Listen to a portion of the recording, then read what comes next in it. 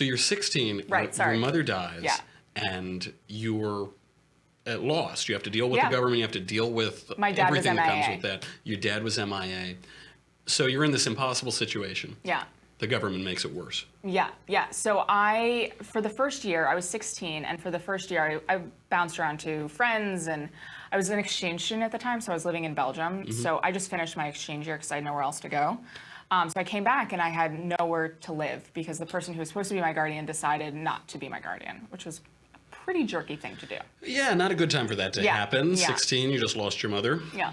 So my fairly evil aunt, who I had heard nothing but awful things from my mother, offered me her couch in New York City on the Lower East Side, and I was like, yeah, I'll take that on a good day, certainly when I'm desperate. And so she said, I won't touch any of the money that I'm getting from Social Security or child support from your dad, and that will be yours at the end of it, because I had very little inheritance.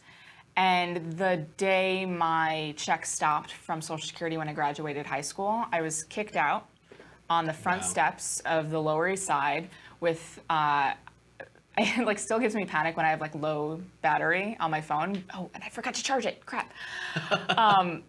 Because I had no battery on my phone. Where are you going to charge it? Yeah, and I didn't have my charger with me. I had 2 bars. I was under 10%, my garbage bags, and I was just on the streets in New York City. And I went to Social Security and I told them the whole story and and they said, yeah, that was fraud. What she did was fraud. And there was other parts of the story also that made it more fraudulent. And I said, okay, let's go. Let's do it. Let's Great, go you've after determined her. it's fraud. Thank you, government. Yeah, and so they said, we'll assign an investigator and we'll get it back. And I said, great, thank you. I'm going to guess you're old. still waiting for that investigator to show up. So he knocked on her door twice, and then the investigation had to close. People don't know this. If your parent dies and you're under 18, Social Security Administration does send a check for a little while. It used to be until you were 21. Now I think it's until you're 18. High school graduation. High school graduation. Yeah. And I was lucky. My family didn't steal my money from me. They were very good about it. But the check doesn't go to you. The check goes to somebody else. Yeah. And if you're in a terrible situation like that, there it goes. Yep. And then your mother, like my mother, paid into Social Security all her life. Her entire life. And she worked from 16 years old until same with my mother. Yeah. And my mom worked very hard. My mom was an incredible person. I'm sure yours was also. But nothing. It was. And now the federal government has that money. There's no return on that. Yeah. You get no return. So you're desperate. You're basically homeless. Yeah. At 17 or 18. I was 18 at that point. 18 because you've graduated from high school. Yeah. And you have a political transformation.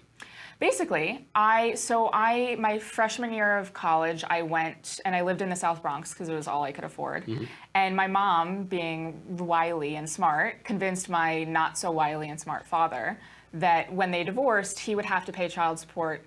She gave him a choice, either, 15% until she graduates high school or 10% until she graduates whatever school that she's done. And so he was like, I'm going to pick the lower number, not realizing that that's actually going to be more over the course of time and you're on the hook for longer.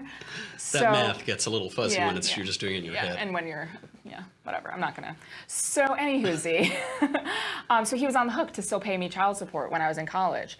And so I found an apartment in a roach-infested apartment, first floor level in the Bronx. And it was exactly his child support payment. So he just paid my rent instead of child support.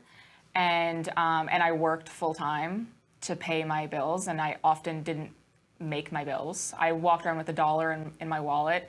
5-foot-tall Jewish girl living in the South Bronx. Yeah, and I had to ask my very rich friends on the Upper West Side, do you have some boxes of pasta you can steal out of your parents' pantry? I was really profoundly broke that year. I really can't understate how broke I was. And I was really idealistic, and I said, I'm going to work in the Bronx, and I'm going to work with students, and I lived there, and I met their teachers, and I heard the stories of, on welfare. My mom had a baby every 2 years so she could qualify for WIC, and they didn't know all their kids' names, and their teachers, and this is all. You're joking. No, every 2 years. I remember this kid's name to this day, and this was These are decade the ago. stories that we're always told by the left-wing press. Ronald Reagan was making it up, the stories of the welfare queen and people gaming the system. But you met these people personally. Yeah, and I went to the supermarket and saw people buying the junk food with their food stamps and then going outside and selling it. Like, if you live in New York City, you will see these things in person, and it's not